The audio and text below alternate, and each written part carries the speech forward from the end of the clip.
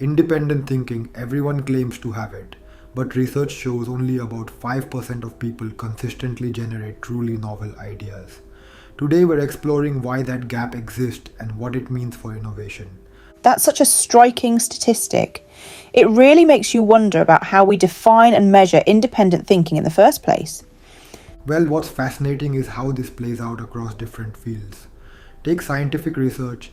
Studies show that breakthrough papers, the ones that really change their fields, are initially rejected by peers about 60% of the time. That reminds me of how some of the most successful startups were initially dismissed as terrible ideas. Like when PayPal first suggested people would trust sending money over email. Exactly right. And you know what's really interesting? Research from Harvard Business School found that the most successful venture capitalists aren't just looking for good ideas, they're specifically seeking out ideas that other investors think are bad. So it's not just about being different, it's about being different in a way that ends up being right when others are wrong. Precisely. And here's where it gets really intriguing. Studies in cognitive psychology show that truly independent thinkers share three key characteristics: fastidiousness about truth, resistance to social pressure, and intense curiosity. Could you break down what you mean by fastidiousness about truth? That seems like such a specific quality. Well, research from Stanford's Decision Lab shows that most people automatically categorize new information as either definitely true or definitely false. But independent thinkers maintain what they call calibrated uncertainty. They're comfortable holding multiple possibilities in their minds simultaneously. That must create some interesting challenges in traditional work environments. Oh, it absolutely does. A recent workplace study found that employees identified as independent thinkers were 3 times more likely to report feeling isolated at work, but also 2.5 times more likely to be involved in major innovations. That's fascinating. How does this play out in different organizational contexts? Well, look at successful startups. Data shows they typically begin with a core group of independent thinkers. About 80% of early employees in unicorn startups score high on measures of cognitive independence. But as these companies grow, that percentage drops dramatically, usually to below 20% by the time they reach 1,000 employees. That's such a dramatic shift. What happens to the company culture during that transition?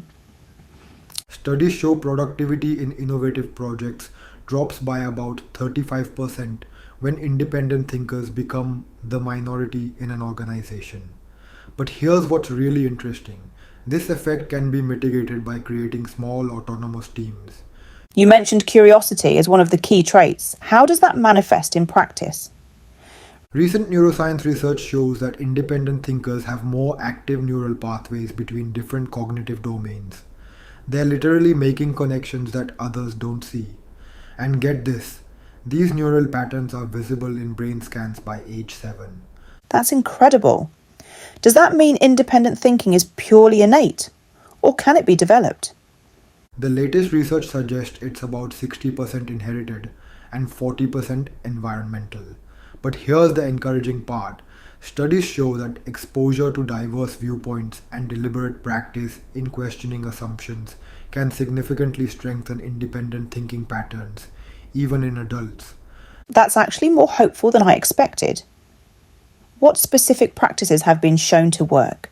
The most effective approach, according to recent studies, is something called structured curiosity, deliberately exposing yourself to ideas that challenge your existing beliefs.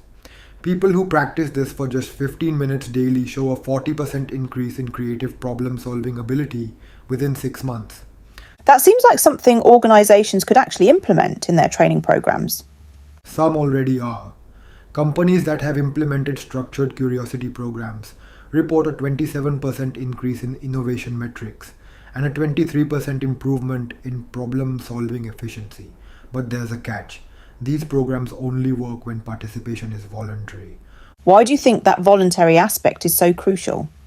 Well, research from cognitive psychology suggests that forced participation actually triggers what they call cognitive reactance. People naturally resist being told how to think. Independent thinking has to come from internal motivation. So, what's the takeaway for someone who wants to cultivate more independent thinking? The data points to three key strategies. First, deliberately seek out diverse perspectives. Studies show exposure to different viewpoints increases cognitive flexibility by up to 30%. Second, practice maintaining multiple hypotheses. This improves decision making accuracy by about 25%. And third, cultivate relationships with other independent thinkers. Social support increases the likelihood of maintaining independent thinking by about 65%. Those are surprisingly concrete numbers for such an abstract concept. That's what makes this field so fascinating. We're actually getting better at measuring and understanding how independent thinking works, and the implications for innovation, education, and organizational design are enormous. It really challenges our traditional approaches to fostering creativity and innovation. Indeed. And looking ahead, as automation increases, independent thinking may become one of the most valuable human capabilities. The ability to generate truly novel ideas could be what separates successful organizations from obsolete ones in the coming decades.